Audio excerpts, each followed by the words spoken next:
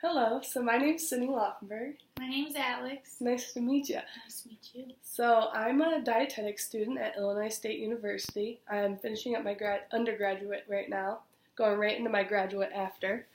I'm going to try to give you a general overview on nutrition facts and kind of ask you a few things about yourself and try to cater this visit to you. Anyway, so first I was wondering, do you go to school here in town then, or? Yeah, I go to Illinois State. Do you have any hobbies that you do, or anything you do after school? Well, I work out every day, and then I have a dog, so I'll take my dog to play. Mm-hmm. Is that usually how you get exercise every day? Do you lift or do you run or? Well, I usually run, but since it's getting cold, I don't run as much, so I go to the gym. Mm-hmm. So, yeah. I was wondering if you could tell me a little bit about your, like a diet recall, like if you could tell me like what you ate yesterday. Yesterday, I ate eggs, Mm-hmm. hash browns, bacon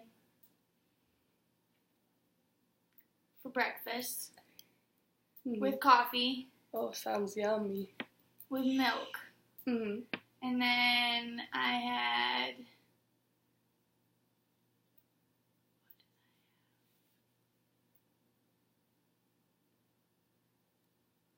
oh my goodness. That's all right. I had pizza. Mm-hmm. No cheese, kind of didn't have cheese. Mm-hmm. Is there a reason you didn't have cheese? Because I had problems going to the bathroom. Yeah, that's a pretty common thing with cheese. So have you decided to cut it out? Is there any other like dairy products that you've decided to cut out because of this? No, just cheese, because I eat a lot of it, so I feel like if I just cut that out, then it'll be Mm-hmm. good. Mm-hmm. How's that made you feel? Well, I've been going to the bathroom Mm-hmm. more.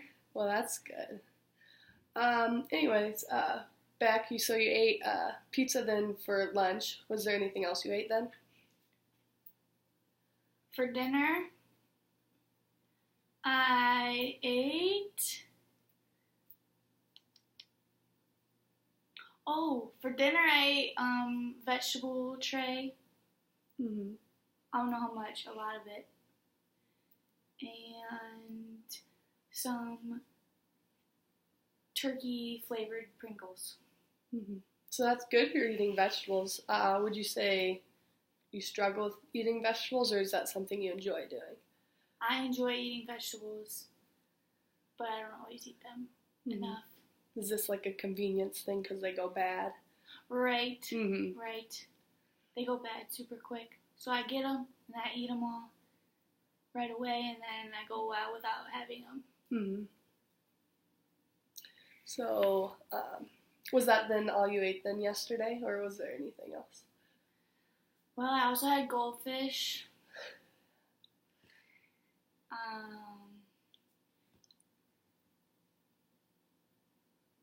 Okay, that's cheese. So I actually did have cheese when I'm not supposed to have cheese. Mm-hmm. Oh, I had a donut. Oh. Mm-hmm.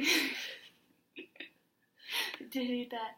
I also had a protein shake. Oh, that's good for you. Yeah, chocolate peanut butter. Mm-hmm.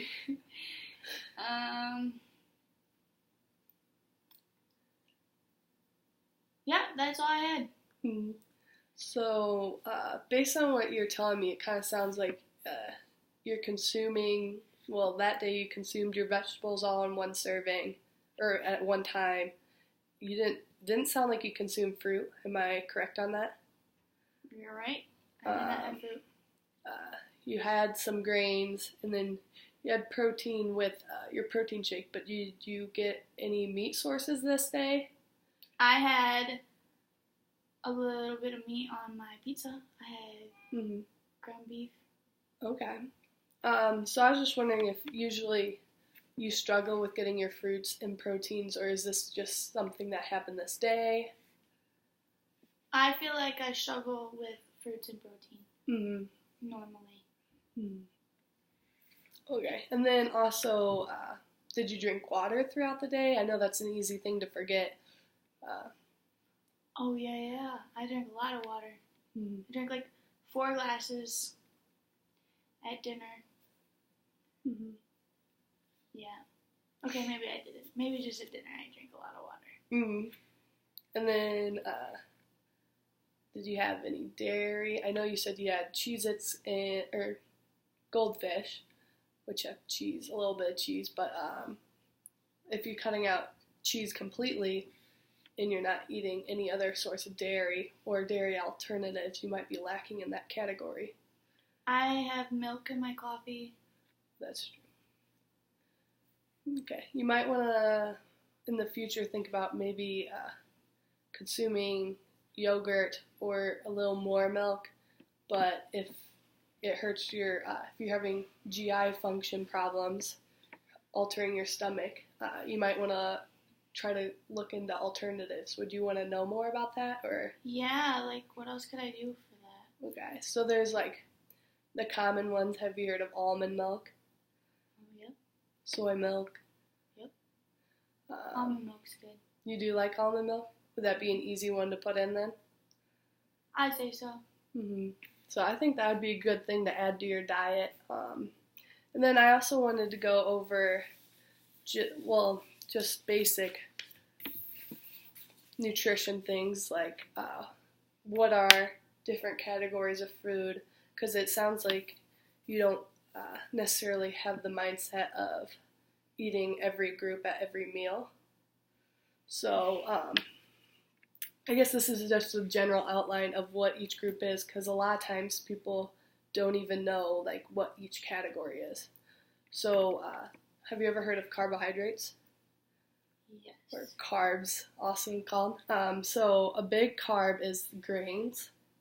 I'm sure this is probably most people's favorite is the rice, bread, pasta, oatmeal, breakfast cereals, and taco shells. Some key words that we're going to look for when we're picking out grains are like whole grain, whole wheat, if they have fiber. So that's a good thing to look at, and that'll really help with your, if you're having stomach issues, is with the fiber in it, yeah. And then another source of carbohydrates was what some people don't know is fruits and veggies. So did you know that fell under the carbohydrate category? No. Anyway, so Vegetables are carbohydrates? Mm-hmm. Yep. And then, so when you're consuming fruits and vegetables, it's a thing we try to teach is eating the rainbow. And what that means is not eating Skittles, but here you can see a diagram of a rainbow being made out of fruits and vegetables. You can see like red vegetables would be, or red fruits and vegetables would be red peppers, cherries, apples, tomatoes, chili peppers, strawberry, radishes, and red berries. Some orange are carrots, melon, lemon, yellow pepper, yellow pepper, corn, and squash. And then the green are cucumber, squash, peas, green beans, spinach, lime, and kiwi. And then it goes on to blue and purple as a category, berries, grapes, eggplant, and plums, and brown spuds, which are going to be your potatoes, garlic, onion, pears, and banana. Why is banana brown? It's actually kind of more of the white. Oh, brown and white. Mm-hmm. I see. And then it's like higher in potassium as well. So do you think you understand what a carbohydrate is now? And you now understand when you're kind of making your plate, which here I have my plate, is that half your plate ends up being fruits and vegetables, which is half your carbs, and then additionally, so ultimately, 3/4 of your plate should be carbohydrates, which may seem like a lot, but ultimately, you need more carbohydrates in order to function daily. And then we have protein, which you can get from chicken, steak, beef, turkey, tuna, and fish, just common meats, which most people can understand that, but then it's the protein sources that are not meats, which are good to supplement with if you struggle with consuming enough protein, especially if you're on a budget. These proteins are oftentimes a little bit cheaper than meats. So we have beans, chickpea, cottage cheese, tofu, and cheese. So cheese also has protein. So I know you're trying to cut that out, but there is some good things that come with eating cheese. Then we have fats and oils. And there's good fats and bad fats, which basically that means is there are so some good fats you may have heard is avocados, olive oil, nuts, seeds, and fatty fish, so salmon.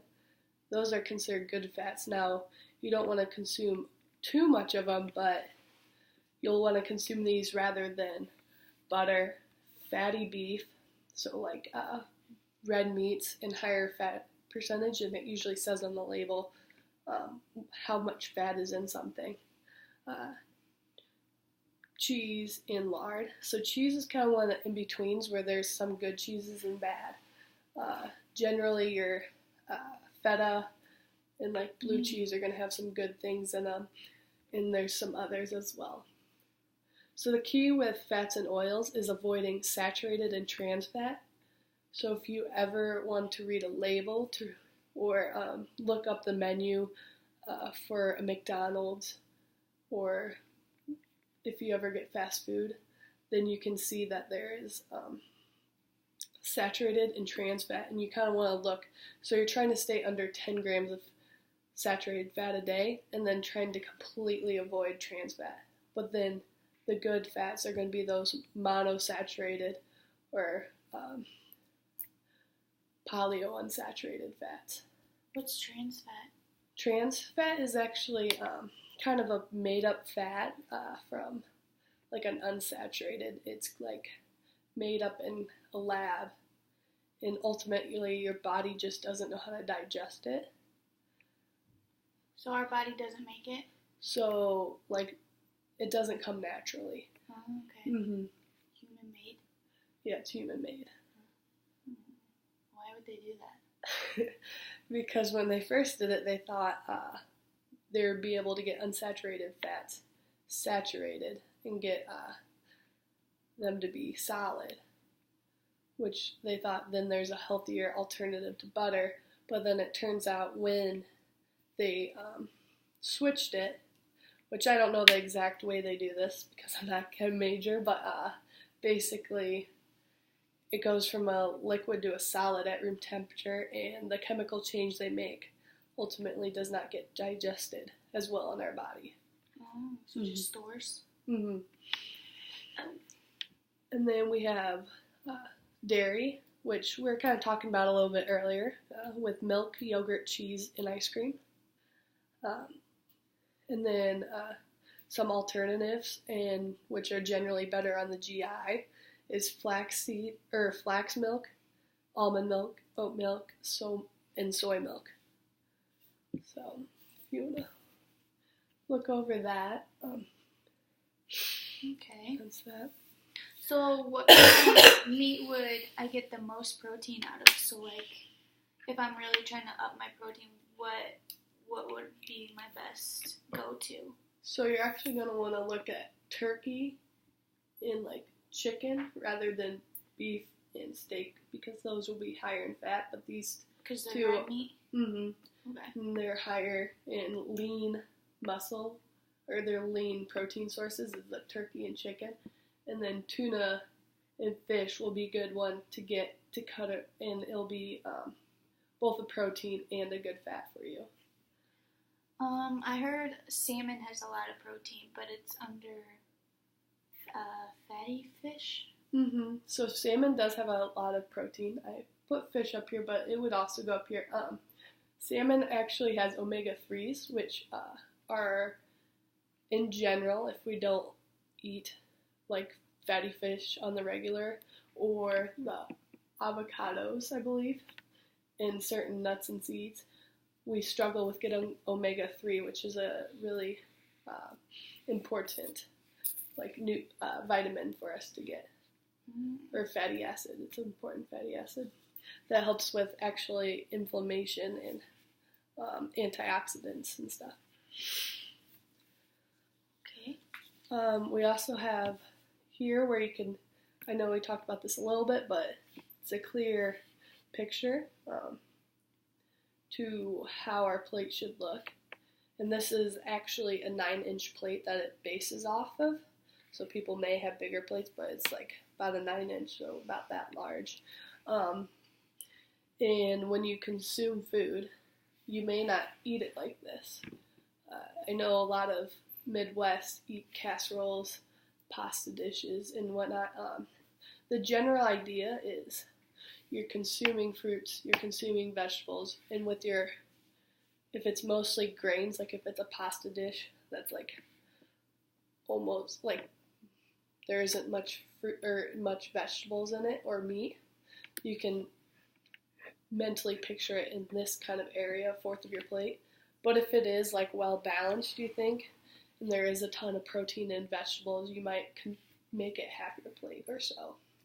And then additionally add fruit on the side or more vegetables. So vegetables, fruits, and grains are all carbohydrates, but why do you want me to have the least amount of fruit compared to the other two? That's a good question.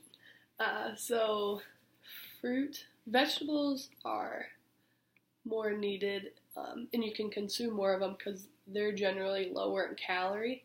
So, and fruits have a lot of sugar. And fruits do have a lot of sugar. Is that why? Yeah, because you do have a limit on how much sugar your body can metabolize, and fructose. Okay. But ultimately, this is on this half because grains are going to be more dense in calories. So it's a way to spread out your calories and make a bigger meal and fill you up more. So I could eat more vegetables and less grains and it'll be like the same thing? Essentially, yes. But it's better to split it up? It's going to be more filling, and you're going to get different fibers, and it's just going to be, you're going to be more well balanced if you stay within this range. So vegetables have other health, nutrition than grains would? Like different nutrients instead There's a lot of different vitamins. I think I actually, it's up here, sheet of all the vitamins, and you can see here, you're getting vitamin C, A, K, folate, magnesium, all from just leafy vegetables, and then the list goes on where phosphorus, and then, here we go, in the whole grains, and you're going to get magnesium and phosphorus, where you're not really getting phosphorus from anything but the grains and the beans. Do you know what phosphorus does for our body? So it's kind of, it's used in glucose metabolism, and it binds to the receptors in glucose metabolism at different points to help make ATP. Do you know what ATP means? It's energy. Correct. So ultimately, it's going to help the binding of the glucose and making more energy. So that's why you have grains before, a game or a tournament or something? Because of the phosphorus, it gives you more energy? Correct. You're going to metabolize it faster. Oh, now, you can also eat fruits and vegetables because those are going to be a fast-acting energy source. But often you hear about carbohydrate loading. It's usually the pastas and grains that people are eating. Okay, so these are all carbohydrates, and they're best. They're going to be a faster metabolized than your protein or fats. Okay. But fats ultimately are going to have more energy in them than carbohydrates in protein. So protein and carbs are going to be 4 calories per gram, which is going to be a really small amount as a gram to think about. But in retrospect to fats, that are 9 calories per gram. And that is because they don't have water connected, like hydrogens connected to them. So they're able to get more compact in the body and outside the body, I guess. Okay. So if I have problems with getting hungry all the time, is it because I'm not eating enough fat? Or protein? Probably. Protein will really help with, I think, long-term hunger, but fat can also. But if you want a meal and be full for longer, you're going to want to make sure you're consuming protein because generally they're slower releasing in their energy. But rather than glucose from the carbohydrates, because I always feel hungry. Fast. Right after I eat, I always feel hungry a little bit later. But I also struggle getting my protein, so that makes sense. I think it'll be a good thing. And if you struggle with being hungry overnight, cottage cheese is a really good one because of its casein in it. Is there anything other than cheese, like cottage cheese, that you would think, like the beans? I would have to look more into it, but all around protein's going to be a good option before bed, but I'd have to look more into it's the casein and that usually is slow releasing, but both are going to be great options, any of these proteins. Okay. So, I was just going to ask you a few questions about yourself a little bit, about your social history. I know you said you have a dog, you like going on runs. Was there anything else, that you really like to do? Hang out with friends? So, my friends are very active, so we'll go play soccer every once in a while, or we'll go play basketball at the gym, or just go for walks, anything like that. So, do you think you exercise the same during when it's nice out to when it's not as nice? Because I know when it's nice out, it's easy to just go outside and walk around, play with your dogs, play soccer. Yeah, compared to when it's nice out, I almost don't do anything when it's cold out, and I struggle with that. So I feel like during the winter, I need to more focus on my diet because I'm not working out as much. Whereas when you're working out, you feel like you can almost eat anything just because you're always hungry. My body's so used to being hungry and eating all the time, and now I'm not working out, and so I have to figure out a better diet to accommodate not doing anything. So, would you say you cook more at home or go out? Well, lately, I've been going out to eat a lot. But I know how to cook. It's just, I need to figure out what to eat more convenient. I just need to learn what to eat. Whereas, I get hungry and then I'm like, fast food smells good. So then I go get fast food. Oh, yeah. When do you think, is that usually breakfast, lunch, dinner? When do you think the meal you struggle the most with is? I'd say breakfast because I don't get hungry. So in the morning, so I don't ever make food home before class. But then right after class, I'm always hungry and I have a Starbucks in my building. So I'm always so tempted to get a egg McMuffin or egg muff, whatever you call it. And then you finish class after that, I'm assuming, or After class is when I get hungry. Okay. And then you get the Egg McMuffin, and then do you go home, or? No, I eat because I like to work out at the gym, Mm-hmm. and I have to get some sort of food or else I won't have energy. So then I just get the quickest, and Mm-hmm. which is usually not the healthiest choice. Mm-hmm. Okay. And then do you have, like, any family history of any sort of, like, heart disease? Like, My parents have high blood pressure. they do? Mm-hmm. And the past few times I've gone to the doctor, I've had high blood pressure. Mm-hmm. And so cutting out cheese might actually, I mean, you don't have to necessarily cut out a whole food group. And I know it's because of potentially GI function, but the reduce of, like, fat intake. But another big thing is sodium with high blood pressure. Do you like sodium or salt? Love it. So definitely alternatives to that. I kind of have the McDonald's menu because I know beforehand you said you've been going there lately. Yes. And yeah. I usually get the spicy McChicken. I believe that would be. Okay, that might be all I get every time. So the spicy McChicken sandwiches. So let's just take a look at what that is.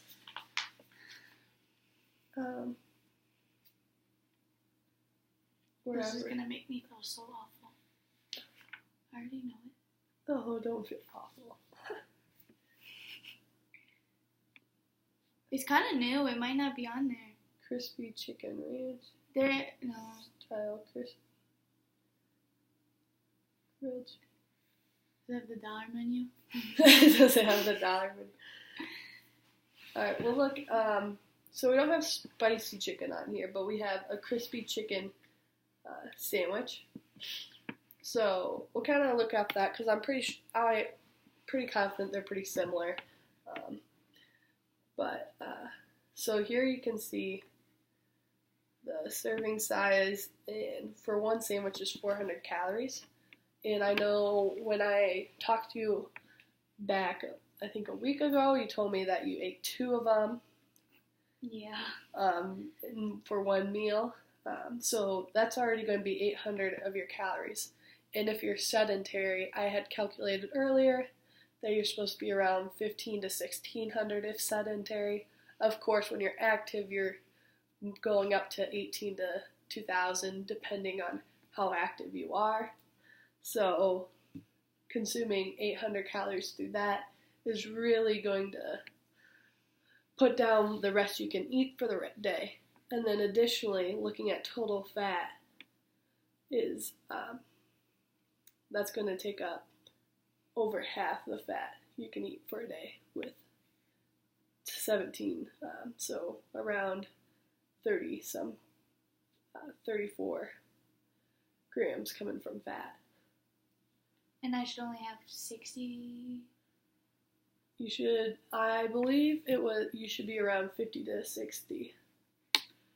So then looking into that, you see that, but they do have better options. So when you are on the run and going from place to place, there are options such as even just the grilled sandwich will drop you down. Well, that's not right. The grilled sandwich. Let me see. Or a snack wrap. Let's look at that. So a ranch snack wrap will drop you down to 270 calories. So even just that, getting 2 of those is like just a little more than one of the chicken ranch or spicy chicken sandwiches. So even just switching to the wraps and ultimately decreasing everything. Like fat is decreased down to 4 grams. So, or 4 grams saturated, 10 total. So it's even just small changes like that's going to really help out. But I'll give this to, you can have this. Oh, and I know you said something about a Sprite. And you can see here, we even have Sprite as one of the main things. You're getting 310 calories. So if you're thinking about it, in just one sitting, you can eat 800 plus 300, so 1,110 calories. And then if you're eating based on this food groups chart I gave you, you're going to be able to get a lot more for your calorie count. And alternatives, like if you want to start looking at teas, even sweet tea is so much less than that. Well, I like non-sweet tea, so... You do? See, a large non-sweet tea, and you can even put like lemon in it, but it's 0, like all across. Huh. So it's definitely a good alternative. Yeah, it is. But I didn't know if you wanted to set goals, maybe picking healthier options when you go to McDonald's, eating every macronutrient at every meal, like the MyPlate, kind of following this chart of some keywords and other sources of protein and avoiding certain things.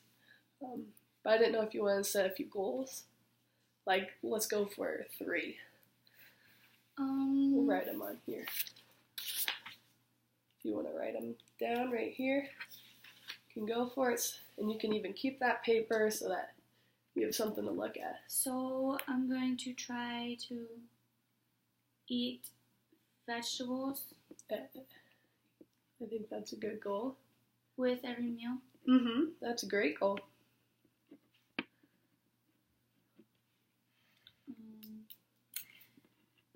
I want to try to eat more protein. So you could look at eating preferably with less fat. less fat. So you could look at eating chicken or turkey. So a lean meat, at least So once lean. a day, you could say.